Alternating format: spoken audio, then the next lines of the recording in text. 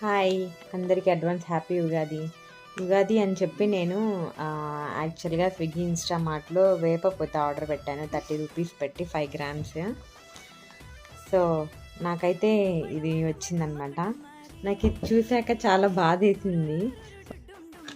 ఒకప్పుడు మనకి వేప చెట్లు ఊర్లో ఉండి ఫ్రీగా కింద పడిపోతే మనం అసలు దాని వాల్యూ మనకు అప్పుడు తెలియలేదనమాట.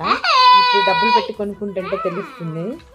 అసలు 30 రూపీస్కి ఇది ఇచ్చారంటే నాకైతే చాలా బాధ వేసింది. అంటే అది నేనేం ఎక్కువ యూజ్ చేసుకోను, కొంచెమే యూజ్ చేసుకుంటాను. బట్ స్టిల్ అవి కూడా ఎండిపోయి ఏదో ఇచ్చామన్నట్లు వచ్చాయన్నమాట.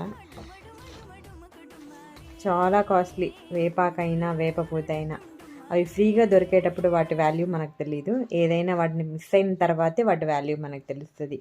ఇదే కాదు, ఏదైనా అంతే.